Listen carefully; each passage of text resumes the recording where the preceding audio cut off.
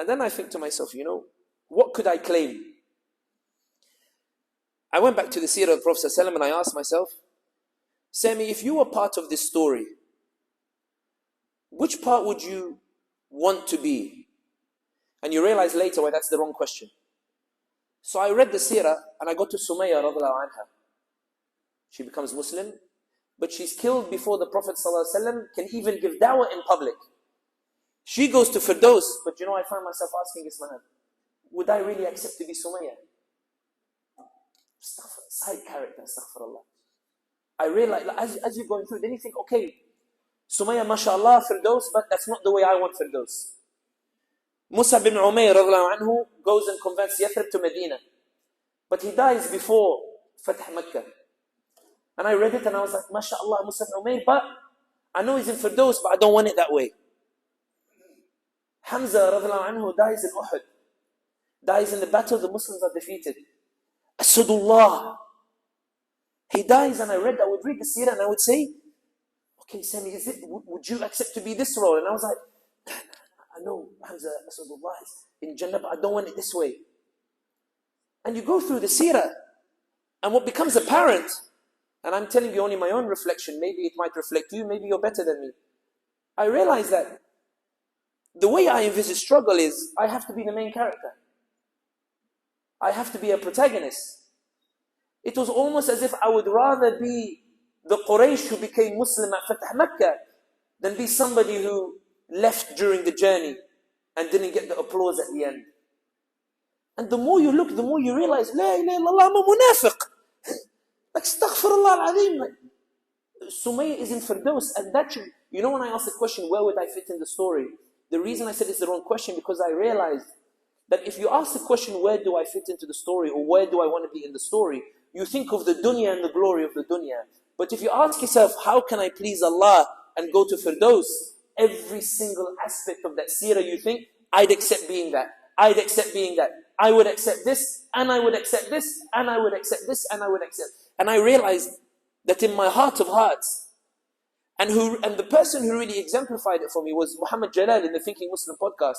Because he asked me a question at the end and he said, you know, we talk about Salah ad-Din and these people on the podiums. How can we be like those people of Jannah? And it hit me. Why do you consider those people as the people of Jannah exclusively? Why is it that the cherry on top of the cake is what you look at? Not the teachers who upheld the Quran and taught the generation. Not those who when Quran was banned they kept teaching. Not the mothers who instilled that love the way Zubaydah bint Ammar instilled it in me. Not, for example, those who when the hijabis couldn't go to school in Turkey, the Muslimat would set up exclusive schools in order to be able to educate them and go. Why are these not the people that you consider the ones in Firdaus? Why does it have to be the ones on the podium? Why is it that when you look at Bosnia, you look at all the students of these Muslim associations who are under pressure on the campuses? And I might recognize the face of one of them who's under heavy pressure at the moment online on Twitter, the girl called Fatima. But when you look at these students who suffer or the like, and in Bosnia they would be executed or the like, why, even though I don't know their names, why is it when I imagine Firdaus, I don't imagine these people, I only imagine those on the podium? And I realized that the reason why, it reflected the disease of my own heart. That in effect what I was viewing Islam as, Islam is only worth struggling for if I get the applause in the dunya. Islam is only worth struggling for if I'm there at the end of the journey of the dunya. Islam is only worth it if I am the one who is celebrated for my role. Even though the Prophet Muhammad ﷺ, when he was offered before he died, do you want to stay in the dunya and see the fruits of your effort, or do you want to go back to Allah? He chose to go back to Allah SWT. Every Prophet is asked before they die.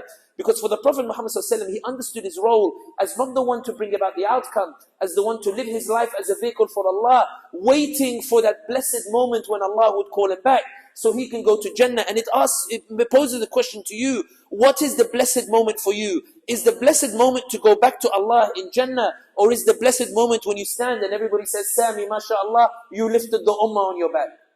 And that's when you suddenly, there's this terror that overcomes you, where you realize that you're trying to share in the glory of Allah subhanahu wa ta'ala. When Allah has told you, Man kana yuridu al-izzata, فَلِلَّهِ الْعِزَّةُ جَمِيعًا. And here is the fascinating thing about Islam, in that when you get to that conclusion, you start saying, okay, I need to program myself to accept being a Sumayya, to accept to be somebody whose effort, I do the effort that I have, and although it doesn't bring the outcome that I want, ana radhi because Allah is radhi. I accept it because Allah loves it.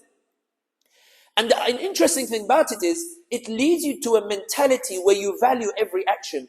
And the irony is that you read this verse in the short surahs. Every kid knows this verse, but you never truly appreciate it. Allah says, وَمَنْ يَعْمَلْ مِثْقَالَ ذَرَّةٍ خَيْرًا يَرَى. He who does even an, or he's she, because I know you have gender issues here in the US, or pronouns and stuff. Those who do good, an atom of good deed, Allah recognizes it, Allah sees it. And I realize that in my mentality, Allah might recognize it, but because the dunya doesn't, I'll leave it as an atom, I'll only think about the big actions. And the fascinating thing about Islam is, you have a story about what Allah does when you're ready to be the vehicle, however minor it might be. Allah tells you the story of Ibrahim alayhi salam. And the story of Ibrahim alayhi salam is about a man who sacrifices what is the dearest thing to him.